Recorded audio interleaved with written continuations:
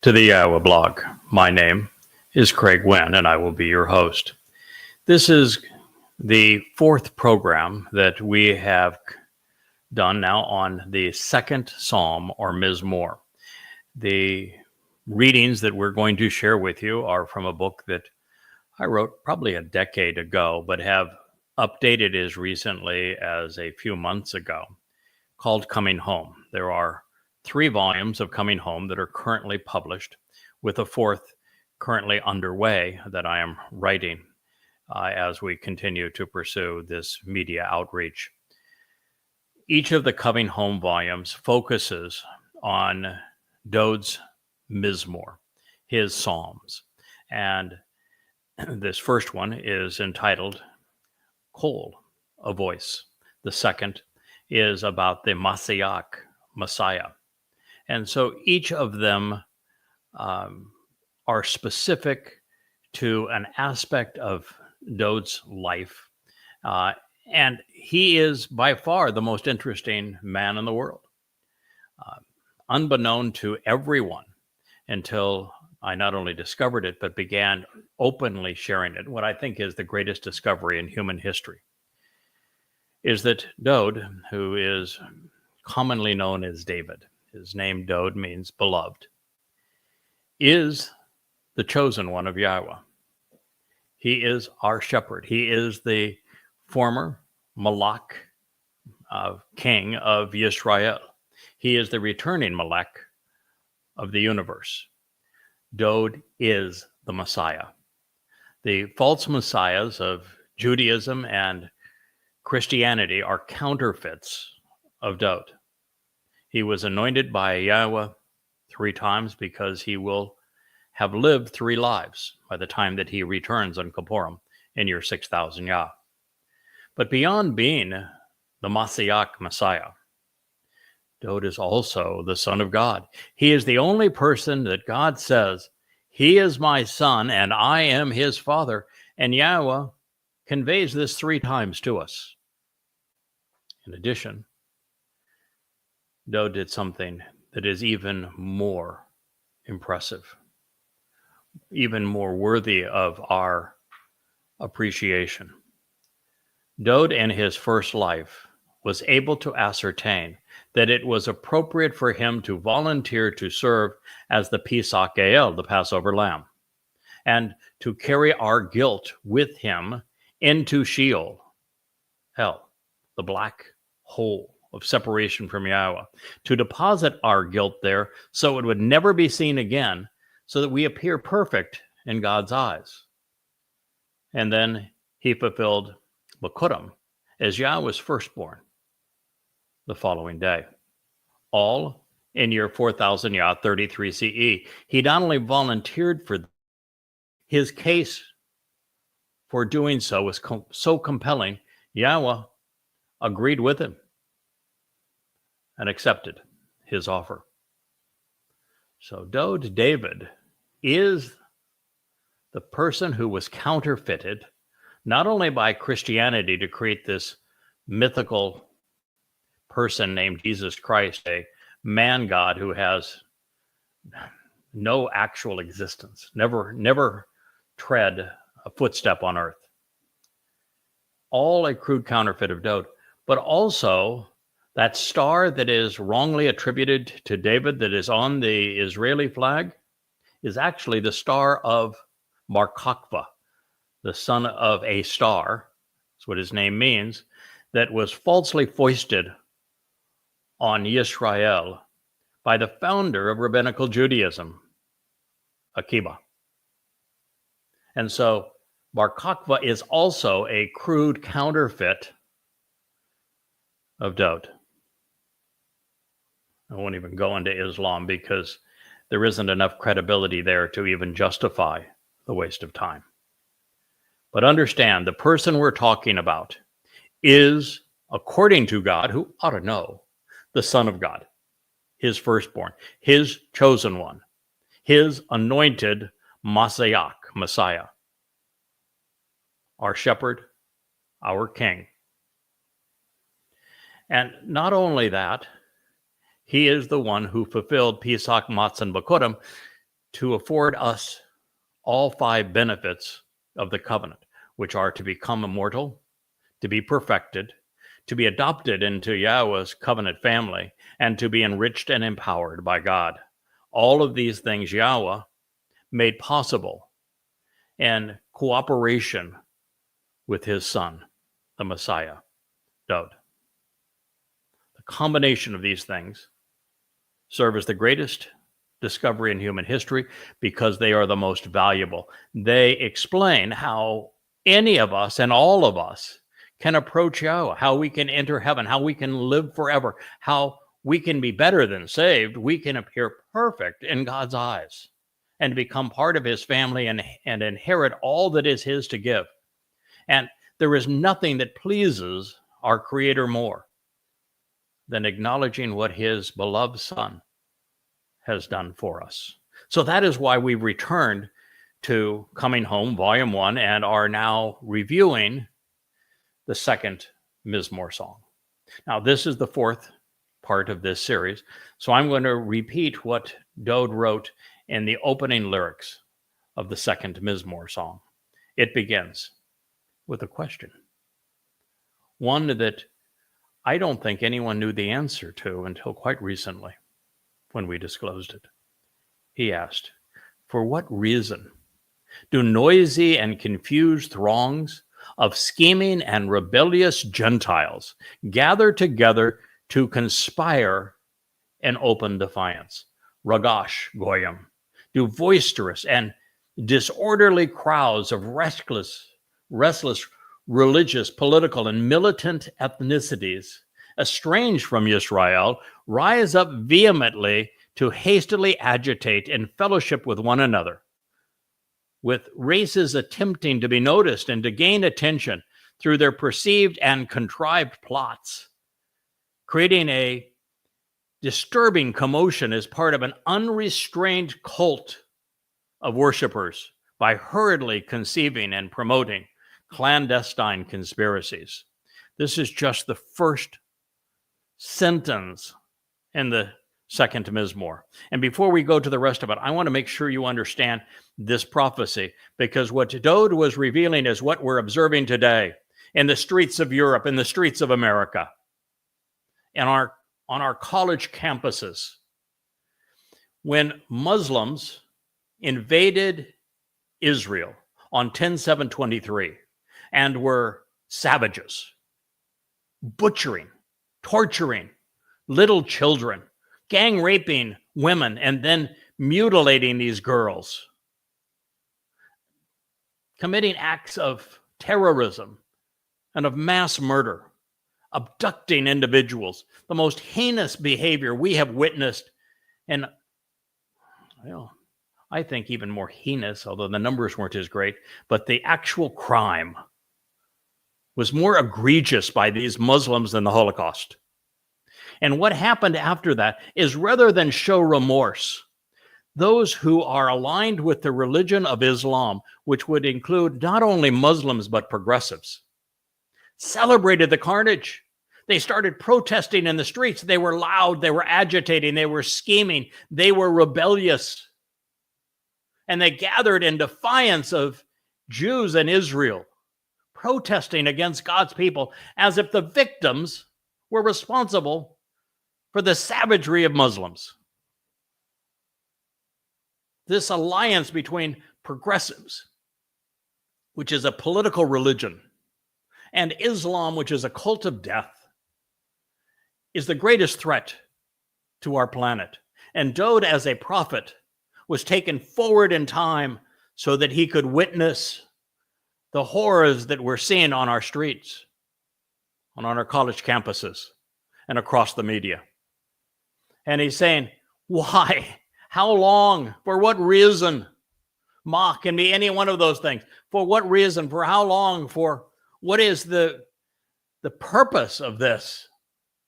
That these noisy and confused throngs of scheming and rebellious Gentiles gather together to conspire and open defiance. And if you say, hey, there's even progressive Jews that have joined with Muslims in supporting the rape culture, this anti-woman culture this slavery culture of Islam.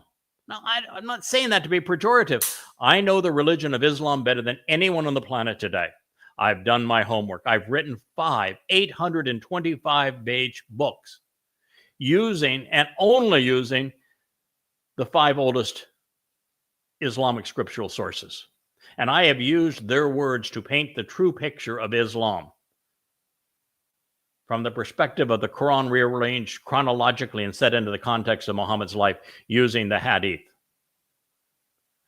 And so in those 5 books, you will see Islam as Muhammad spoke it into existence and as his terrorist mandate and his perverted sexuality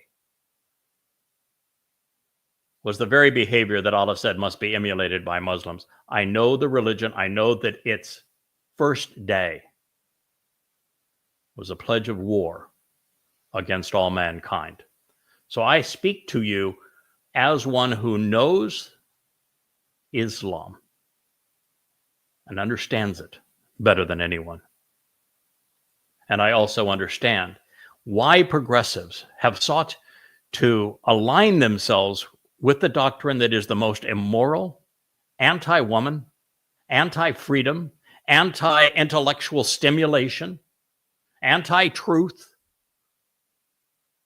and all of human history. And I will continue to do programs on this progressive Islamic alliance that Dowd as a prophet was witnessing here, because it is the greatest threat to human existence. They collectively seek to terrorize everyone into submission. They wish to constrain free speech so that only what they want known can be shared. They wish to control everyone. This is what Dowd saw. And he said, how in the world can it be? It's my job to explain it to you. We are partners in this. He then said, the people of these nations who are transformed while massing under an antiquated and unifying religious system, as well as political and conspiratorial systems, choose to plot against and to speak in vain, deluded in their fantasies. The first casualty of both progressives and of Muslims is the truth. The second is life. Freedom is also a casualty. And this is where Europe already is and America is fastly approaching. This is the motivation for Al-Aqsa flood. As Muslims, deceived, murderous, came into Israel and provoked such savagery on 10/7, and will do so again, because Israel is lashing out at the symptoms. They're attacking Hamas and Hezbollah and Islamic Jihad and Iran and the Houthis, not knowing that the one common denominator that has been their enemy for 1,400 years, that perpetrated genocide on the Jews of Arabia under Muhammad's leadership, is Islam, as dictated by the Quran and the Hadith. So it says these religious, political, and conspiratorial individuals choose to plot and speak in vain in their deluded fantasies. You know, I watched the faces of those who are captured marching in the very agitated parades of conspiratorial and religious individuals and political individuals throughout the streets of Europe, throughout the streets of America now, and on our college campuses. And what I see is that more of the faces are of progressives, and they're just young and stupid and ignorant and irrational and grossly immoral. And yet they're so full of themselves. They're little triangles.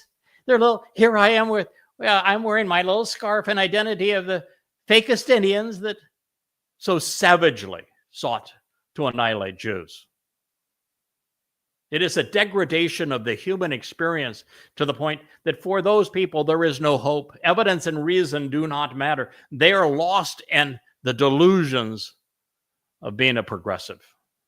They react, they go along just as do the religious.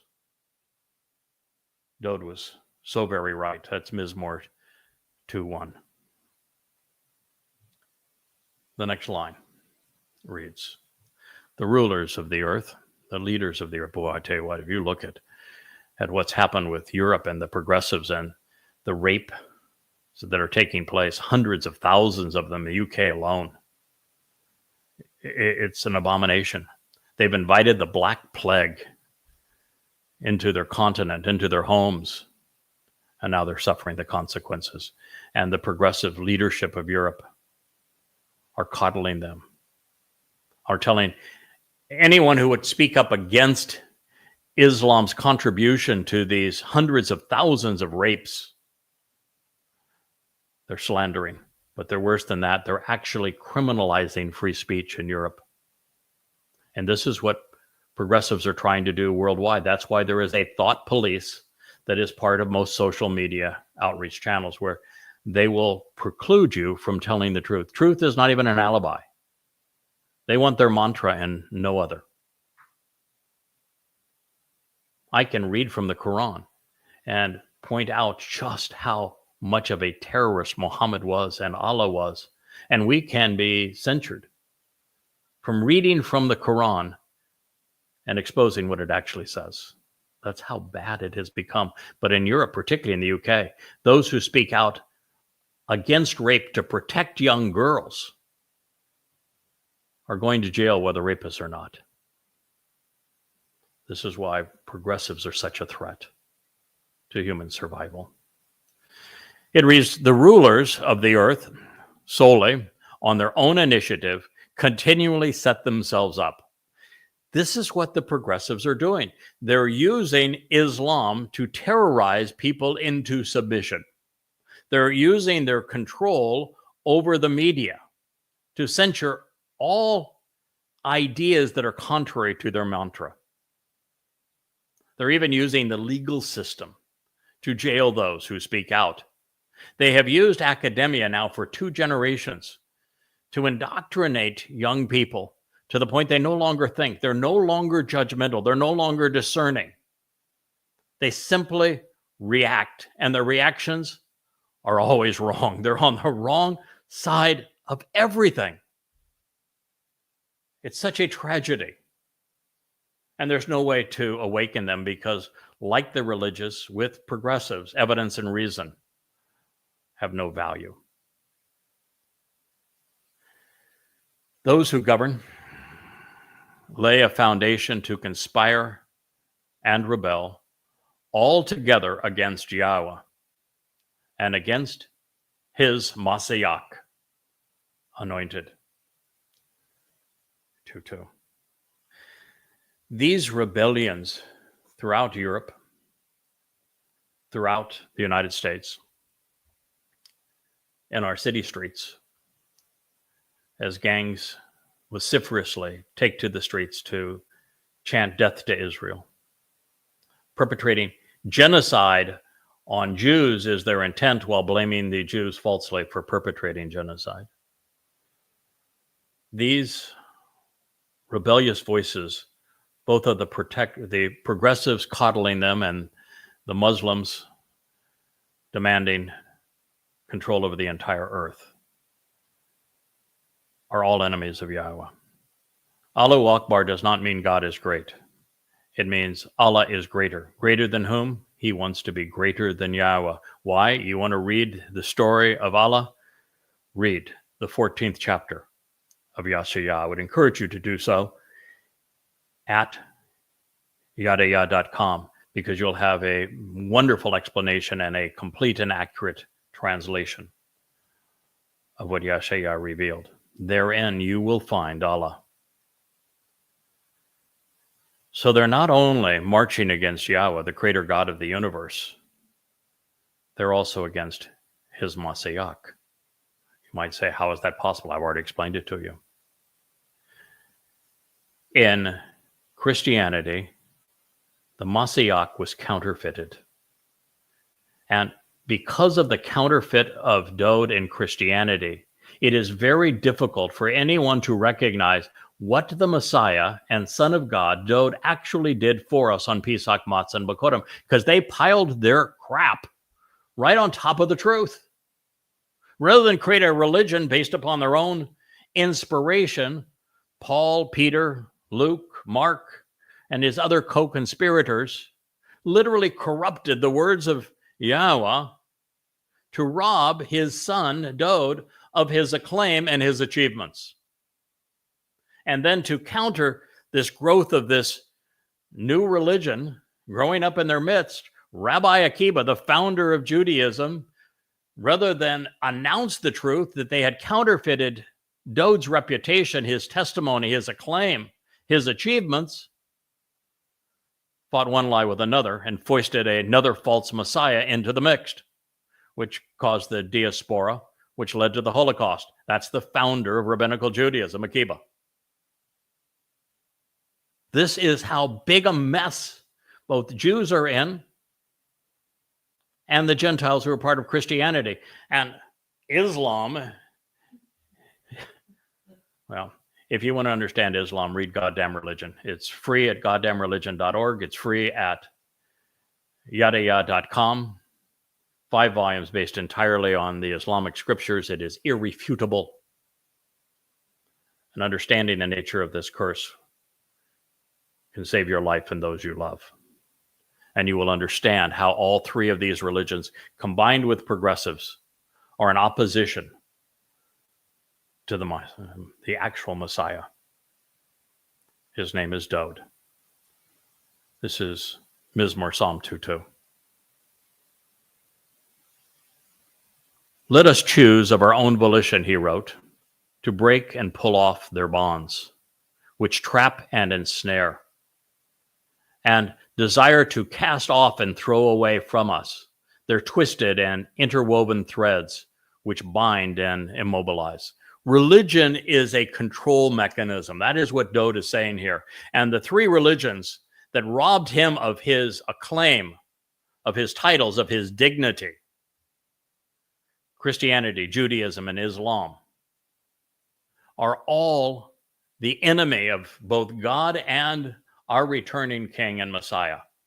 And it is their desire, now in league with progressives, to trap and ensnare everyone, to control everyone, even to control free speech. So what Dode is pleading with his people, break free of it, leave it. It actually happens to be the first requirement of covenant participation, to walk away from country, to walk away from politics and religion, to walk away from the intermixing of Babel. This is what Dode is pleading, having seen the horrific marches in the streets and these stupid political and religious platitudes that people by the millions worldwide are now championing the abuse of his people. They broke out and began these protests as a celebration of the carnage of 10/7, one of the most grossly immoral acts and responses in all of human history. So Dode is pleading with us, break free of that. Do not be part of it. And sadly, Jews, liberal Jews, are a huge part of it. And he's pleading with them to cast that away. Pull away those interwoven threads that bind and immobilize. Mizmowr Psalm 2:3. He who inhabits, establishing his dwelling place in the heavens, holds them in contempt and will ultimately pulverize them. He's speaking of Yahweh, his Father. And he's saying that just because now he is in heaven, the reason he is in heaven and not interacting with the world is that there are too few people who know him. Israel did such a terrific job of being religious and political, they estranged themselves from Yahweh. They even told Yahweh during the Exodus, we don't ever want to hear from you again. We don't ever want to see you again. Yahweh said, okay, I can live with that. You're pretty miserable. And they haven't changed. And so Yahweh, looking down from heaven, until his return, and his return with Dode is less than 9 years off. It will occur on Kippurim, 6:22 p.m. in Jerusalem. on the 2nd of October, 2033.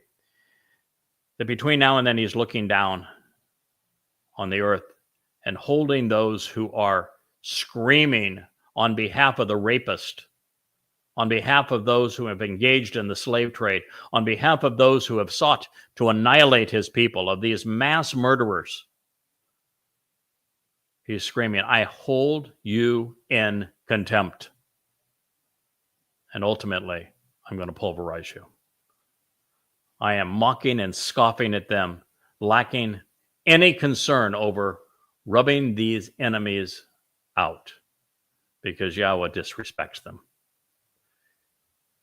He then concludes, Yahweh ridicules their foreign behavior and mocks their unfamiliar language. God actually is exceedingly sarcastic. He ridicules, he demeans. The thing that he hates most of all is religion. Second unto that, he despises politics. Therefore, I am anti-religious. Therefore, I am apolitical. And third to those things, the overall propensity of his people to be religious, and those who are religious, their propensity to attack and demean his people, and the politics of the world, which has gone exceedingly dark and demented, and so very far from the truth. The next thing that he hates is the degradation of his son, which is why this psalm was written. And all three of the so-called Abrahamic religions have done that very thing. And so God says, I'm going to do nothing but scoff at you. I'm going to mock you. You're subhuman now. I gave you a conscience and a psalma for you to discern right from wrong, and it is totally dysfunctional. There is literally nothing I can do other than to mock you. Part of that tells us why Yahweh chose to remove Eliah after fulfilling the great debate between the prophets of religion and politics of Ahab and Jezebel on the political side, and the prophets of Baal the Lord and Asherah, the Queen of Heaven, the Mother of God, on the religious side. And he did so brilliantly and sarcastically. Well, the prophet that Yahweh is bringing back as one of the two last witnesses is the ultimate in sarcasm. He is going to attack religion and politics the way Yahweh does, mocking them. He's not going to try to save them. He's going to ridicule them. You know, rabbis are so insistent that Eliah is coming back. They don't even know his name. They call him Elijah. That he is coming back, and they set a place for him at the Passover table. Little did they know. He is going to absolutely tear them to shreds. He despises them. Then this reads in Mizmowr 2:5.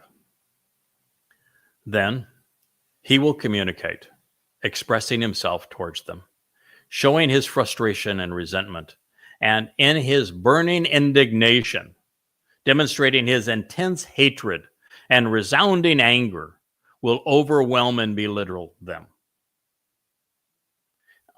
Lots of insights here. These boisterous mobs of religious and political ninwits that are grossly ignorant and immoral, that are marching against his people worldwide. God is saying that I am going to display my resentment, my animosity, my resolute anger, my righteous indignation, demonstrating my intense hatred of them. One of the things that is little known is that because the progressives have been hypocritical, and they say that hate is the worst thing in the world, and if we could just get rid of hate and be intolerant of hate, everything would be wonderful. Well, they're the most hateful people on earth. They're exceedingly hateful. They hate Caucasian men. They must hate all women because they've sided with Islam. They hate the truth. They hate evidence and reason. They certainly hate God. They hate his people because they're openly condemning them to die.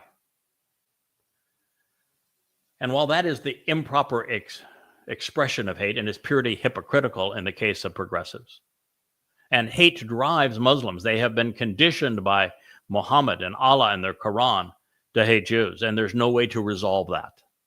The Quran demeans and denounces Jews. One of these days I will do programs to explain why Islam was created, first and foremost, not just to be a death cult, but to choose Jews as the first people to annihilate. But for now, I'm going to stay on topic and tell you that God hates and that we should follow his example. What we need to know is how to hate and what to hate. We ought to be hating the rapists of 10:7 and the dogma, the religion that motivated them to rape. We ought to hate the torturers and terrorists of 10:7 and know that it was Islam that caused them to act that way. Fundamentalist Islam, not radical Islam, the Islam of Muhammad and Allah and the Quran. We ought to hate mass murder and the religion that has encouraged mass murder for 1400 years and has a legacy of blood running from its inception. We ought to hate pedophiles and rapists because of the damage they do to our children and to women, that rape is actually a terrorist tactic. And understand that Muhammad was a pedophile and he was a rapist. So he inspired that behavior in Muslims because the Quran orders Muslims to follow his example, the example of a rapist and pedophile. This is not my opinion. It's irrefutable fact that he did these things. And so we need to know what to hate and then how to hate. The proper way to hate is not to lash out violently. Don't stoop to their level. Use your words. Shed your ignorance. Know the truth. Read books like Twistianity, the 5 volumes. Read books like Goddamn Religion, the 4,200 pages in those 5 volumes. Read the books of Babel that prove that Judaism is a false religion by undermining the credibility of Ezekiel. Choose to learn the truth and then wield words wisely. And if you do so as part of the covenant family, if you do so speaking for Yahweh, you'll be protected. I've done so now for 23 years. And I do so with a picture of myself and an announcement where I live, because I know that Yahweh protects those who work with him and who serve his people. And you can do the same thing. Learn what to hate and then do so with your words.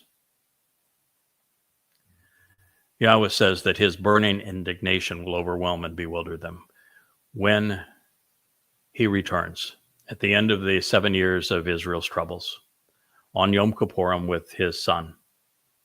Those who have come to fight against Israel, all of those who are marching in the street. Yeah, we got a triangle. We're wearing a little Pakistani scarves. Yay, Palestine. He's going to obliterate them, which is what they deserve. Now, this is prophetic of what we should expect in year 6,000 Yah. And between now and the build-up to that time. In the fall of 2033, on our Roman pagan calendars, we find God holding those in leadership positions within society accountable, as well as those who have blasted out this message of hate against his people, before sending the religious and political authorities who misled his creation while claiming to represent him off to their eternal incarceration in Sheol. He is going to excoriate them. He's going to denounce them. He's going to ridicule them, as well as their accomplices. So much for the false notion of judge not lest you be judged. We're reminded that those who extol the fear of God will come to tremble before him. Those who commend love without hate will come to experience the nature of righteous indignation. And for those who have worshiped a religious God, they will find the only real God quite bewildering. The first sentence of the first chapter of the first volume of a series of 5 books that I wrote, I've read them too, called Observations. I wrote them about 15 years ago. Now they have been updated many times since that time, most recently within a few months. But that first sentence of the first chapter of the first volume of Observations reads, "Hate is a virtue." This idea is in such discord with modern Moab, who's your daddy? It is likely shocking for most listeners, even though the argument on its behalf was rational and moral and remains so. And yet, throughout our study of Yahweh's testimony, we have been constantly reminded that God not only hates, he is continually teaching us to express our righteous indignation towards those who harm his children and mislead his people through religion and politics, also through conspiracy and militancy. This is but one more example. Like Father, like Son, and so should be every covenant member. Now, what follows could be in Yahweh's voice, but I think it reads more naturally to make the transition where Dode announces it. So while all of 2.6, Psalm 2.6, could reflect Yahweh speaking through his son Dode to us, since the next sentence is unquestionably in Dode's voice, and the criterion is clearly from Yahweh, this is likely Dode's intent. And when I tell you that you can view the speaker from either of the two positions, Yahweh speaking directly to us through Dode's psalm, or Dode expressing Yahweh's intent because he knew him best. The difference is really fairly small because their relationship was closer than any two people, any person, I should say, and God in all of human history. I myself have offered leadership. I have exercised my authority by being a capable leader, pouring out guidance, providing counsel through my governance, providing my advice to consider and respond. Upon Zion, which is the signs posted along the way, my set-apart mountain. There is such a prevalence in social media of those attacking Zions and those claiming to be Zionists. And I don't think there's even 1 in 1,000 of them that knows what Zion means or who it points to. Dode is clearly saying here, I've offered my leadership, providing counsel through my governance upon Zion, my set-apart mountain. What was the set-apart mountain of Dode? Mount Moriah. Where is Zion? It's the ridge line of that mountain from Dode's home, the city of Dode, up that ridge line to Mount Moriah. You might not recognize Mount Moriah because there's 2 hideous Muslim scars on the top of it right now. They will be obliterated. And Dode's home will be reestablished. And not in our very distant future. Instead, very soon, less than 9 years from now. Zion is this ridge line on the mountain of Dode, from the city of Dode to the home for Yahweh's name, on the summit of Mount Moriah, which means to respect Yahweh. And the purpose of Zion is to provide signs that are posted along the way. Those signs are conveying the very things that I'm sharing with you now.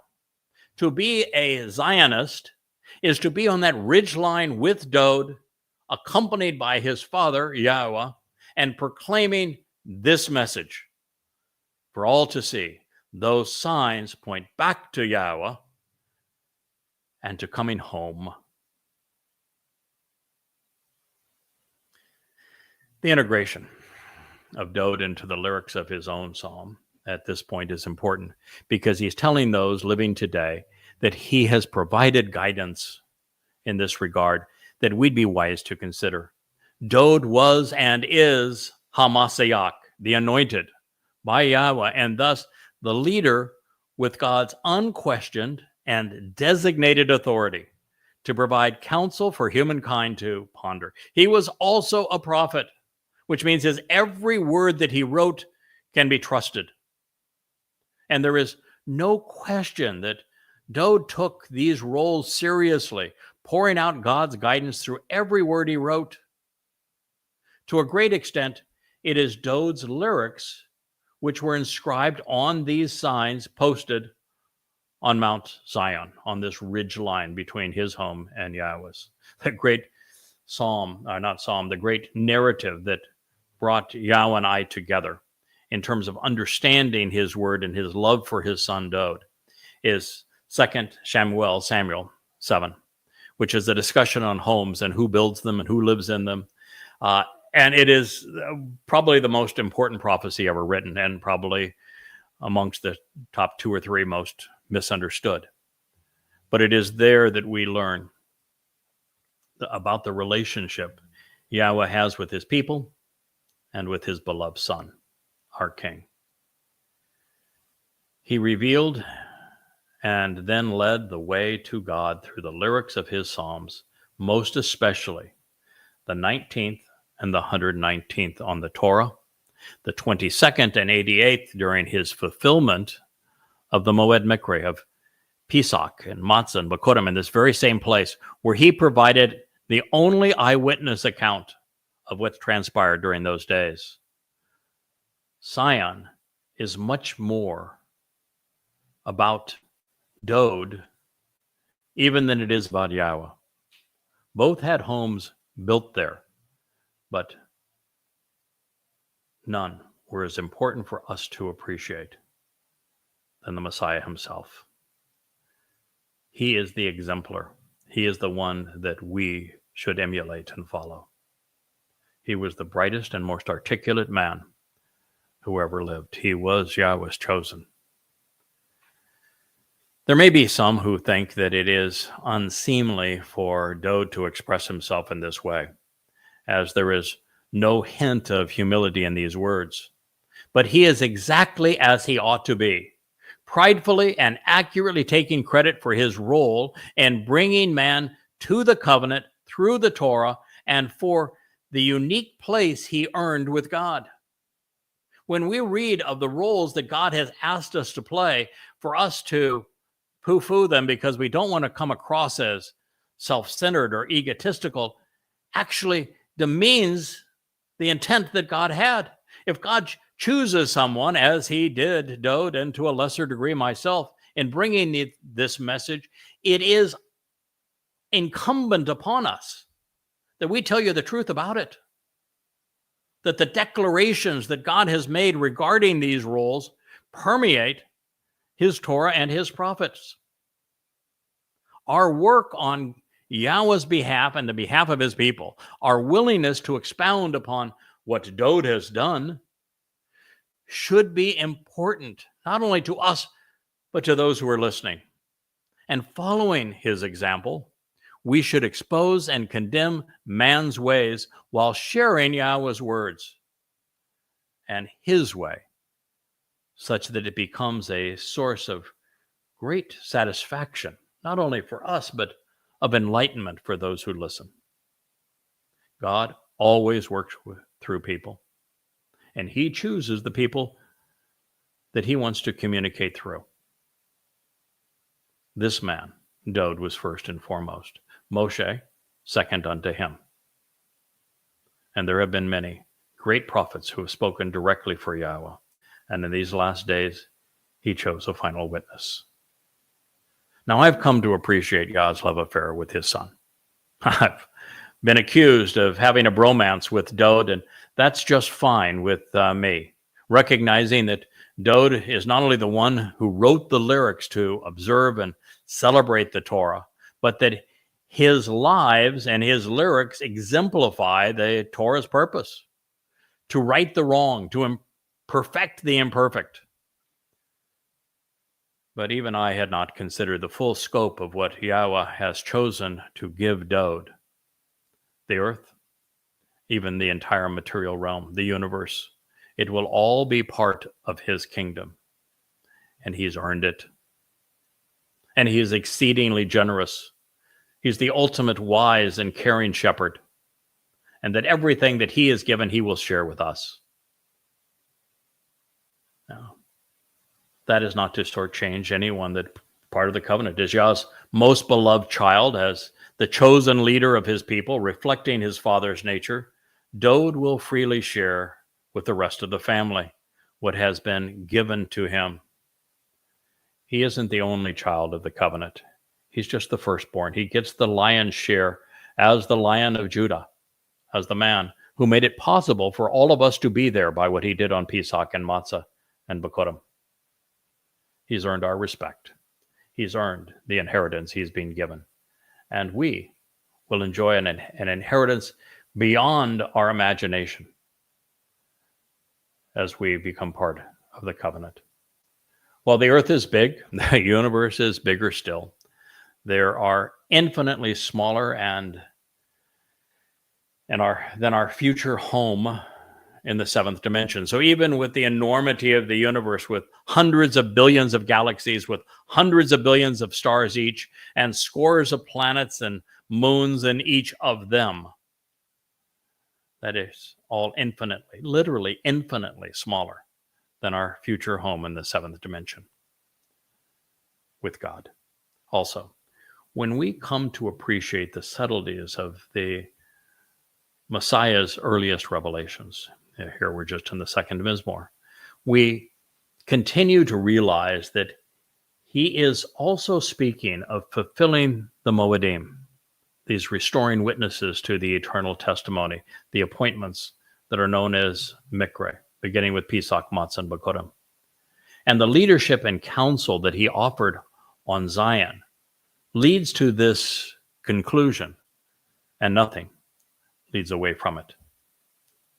Now, I appreciate the way Dode wrote this introduction. He realizes that in spite of all of his flaws, the characteristics which endeared him to Yahweh were his intellect, his passion, his great courage, his confidence, his character.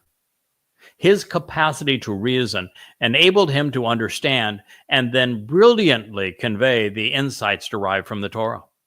These attributes earned Dode the most special place with God, one that is so spectacular. Dode wants us to know that it was by Father and Son working together that so much was accomplished, pursuant to our life with God going forward.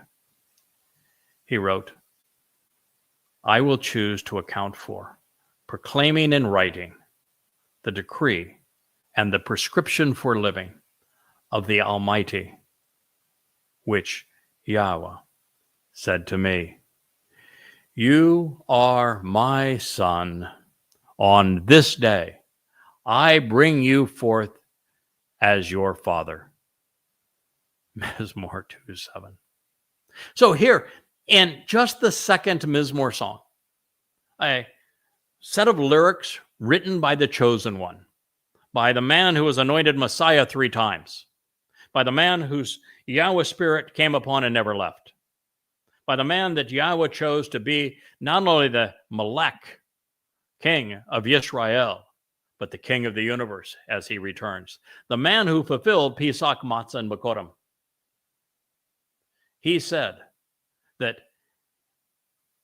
Yahweh will choose to account for, proclaiming in writing, this decree and prescription for living of the Almighty Yahweh, where he said to me, you are my son. On this day, I bring you forth as your father. You have the announcement in the first statement that Dode is the Mashiach that has been disrespected by the Goyim, even by his own people.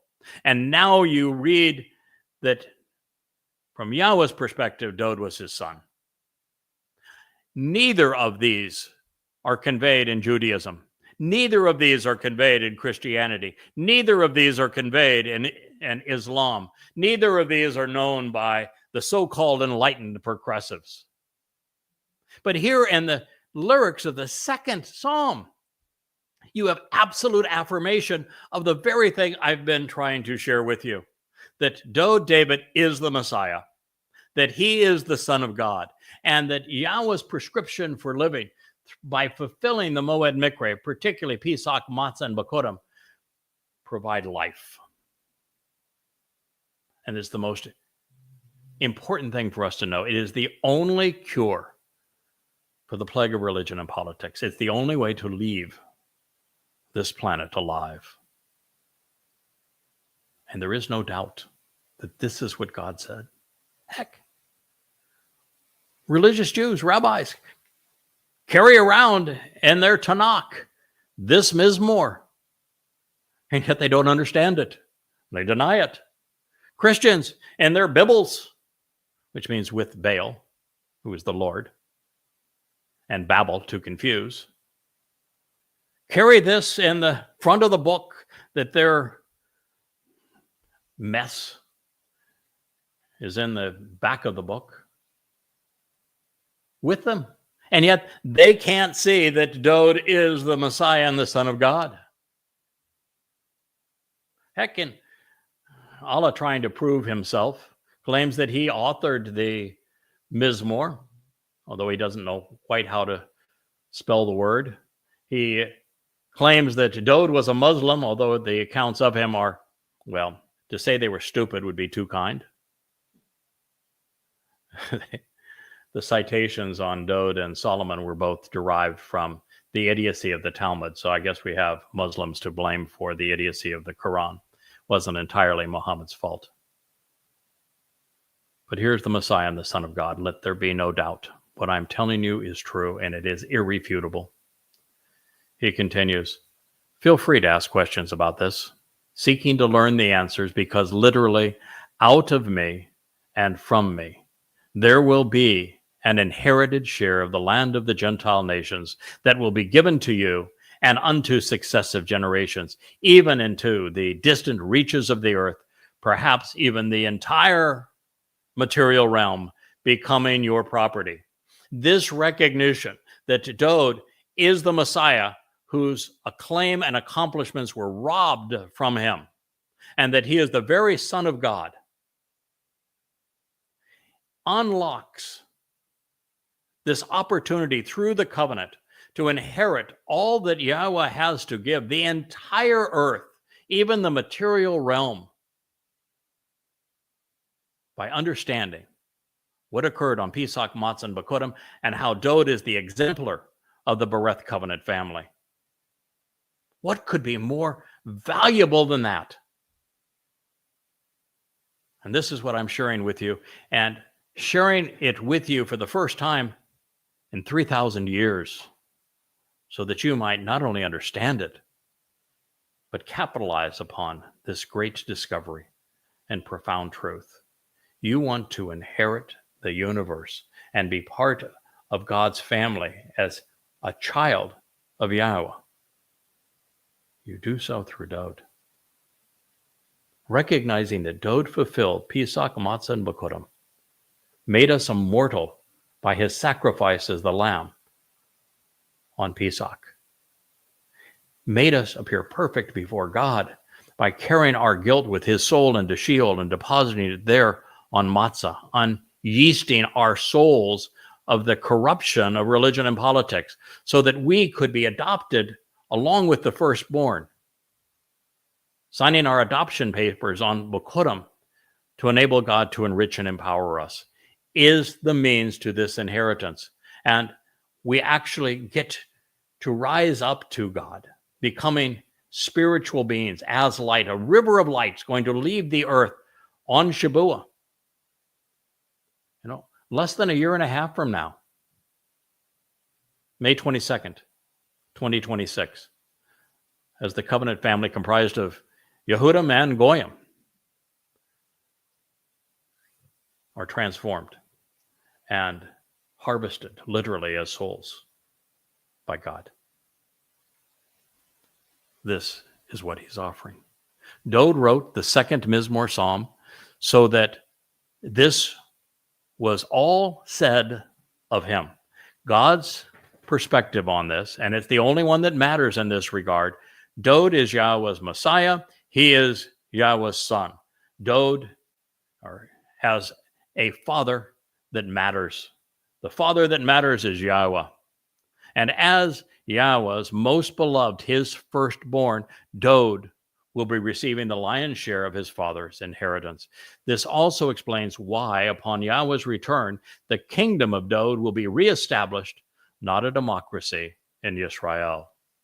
But it goes far deeper than this, because it was only Yahweh's Bechor, firstborn, who could properly experience the Mikra of Bechurim, following the fulfillment of Pesach and Matzah. Collectively, these Moedim, these restoring witnesses, provide Yahweh's prescription for living. And in this case, by serving as the sacrificial soul during Chag Matzah, Dode was in a position to offer his people an inheritance from God. And this is why I wanted you to be aware of how this was written, so that you might be in recognition of what Yahweh is offering through his Son, and to recognize that he is the Messiah, the Son of God, and the Passover Lamb, as well as our Savior through Matzah. Let's celebrate his sacrifice. The time is nigh to disregard all of the frauds, all of the counterfeits, and accept the truth. As is the case elsewhere, the second Mizmowr song, we find irrefutable proof that Dode David is the Son of God. He is Yahweh's Messiah. And just as it is presented in Yeshaya Isaiah 9, it is Yahweh who is offering his Son to us as a gift. Further, when we look back to the previous statement, this day is directed toward what occurred when Dode led the way home on Zion as he fulfilled the Mikra. In fact, the very reason Yahweh made this declaration this way, saying, I will bring you forth as your father assisting you, is so that we would come to appreciate how these Psalms and Yeshaya Isaiah's prophecies work together hand in glove. One explains the other, and together they form the perfect picture. This proclamation was also made so that we could confidently trust everything Dode has to say about Yahweh, his Torah and covenant, about Yahudah, about Yisrael, and most especially about the Mikra. He knows what it means to be observant and to understand what God is offering and expects in return. Further, when we understand the kind of familial relationship Yah and Dode experienced, we now know that we too can come to enjoy the same kind of father and son bond that Dode established with God. This day that Yahweh is bringing forth his Son is prophetic, just like the rest of the second Mizmowr psalm, of his not only second coming, but his third coming, of the fulfillment of Bechurim and then Kippurim. It wasn't just Dode's work as a songwriter, but as a savior and future king. Yahweh is affirming that he is bringing his Son, his Ben, and his Mashiach, Messiah, forth to fulfill Chag Matzah and his Melech, king, to reign over and defend Yisrael, beginning on Kippurim. Therefore, the realization that a second and third coming are true when applied to the right Mashiach and Ben, Son of God, should resonate within you. You now know the truth. Will you capitalize upon it? Will you go to yadaya.com and read the books on the shelf so that you have absolute affirmation that not only is this the second Mizmowr being presented to you and translated correctly, but that this same message is proclaimed throughout the Torah and prophets. Now, coming back down to earth from this elevated thought and lofty position, it is telling with respect to living with God and pleasing Him. We are reminded that Dowd was unabashedly critical of those who were wrong about Yahweh and wrong about Him. It's one thing to have made the sacrifice and to let the Romans rip the skin from his body and then execute him in the most painful way through crucifixion. And then for him to carry our guilt into hell, into Sheol, to perfect us. But it's another thing altogether to have his people spit at him and deny him and to replace him and to create the buffoonery of a Star of David as opposed to recognizing he is the Messiah. He is our King. He is the Son of God, which they deny. He is our Savior. And yet all of that was renounced, and it's been renounced in all three of these so-called Abrahamic religions. And Dowd is unabashedly critical of all of them. Perhaps we should be as well. It's appropriate, even desirable, for us to expose and condemn those in leadership positions who continue to lead many astray. Now, fundamentally, sha'al, used in this context, means to question, to inquire about, to look, and to search for answers. Therefore, Yahweh isn't telling Dowd to make this request of him, but instead, he is encouraging him, and therefore us, to choose to inquire about the reasons God is doing all of this with Dowd. The overriding theme of Yahweh's discussions with Abraham focused upon the nakala, the inheritance God intended to give him. And as we know, Abraham's inheritance, one that would be passed to successive generations through Yishak and Jacob, and thus to Dowd, was the land of Yisrael, of Israel. Albeit the territory Dowd would come to control was much larger. It included the ancient kingdoms whose modern manifestations play a significant role in tomorrow's prophetic fulfillments, although in a very horrible way. These include Moab, which is indicative of Pauline Christianity and multicultural socialist secular humanism, Edom, representing Roman Catholicism, and Europe and Ammon, which depicts Islam, among with portions of the Peleshe, these Fakistinians who are pretending to be Palestinians, as well as Aram, Syria, which is now infested and controlled by Islamic jihadists. This actually affirms something we learned while dissecting every word Yahweh shared with Abraham. Remember when Abraham broke down and complained, saying that he didn't understand the purpose or the nature of the inheritance Yahweh was offering because he didn't have an heir? Well, God took him into the spiritual realm, not around the earth, and then he revealed the benefits of being transformed into light. In other words, Abraham's inheritance in the covenant was to become perfected and eternal, empowered, enriched, and enlightened. It would be God's work with his son, Dowd, that would make it so. To a lesser degree, Yahweh was announcing this on Dowd's behalf so that we'd understand a prophecy he would make through Zechariah centuries later. And because I don't want these programs to be burdensomely long, I will turn back to this conclusion of our analysis of the second Mizmowr and hopefully move into the third as we return to our review of the first volume of Coming Home on the Yahweh blog. My name is Craig Wynn.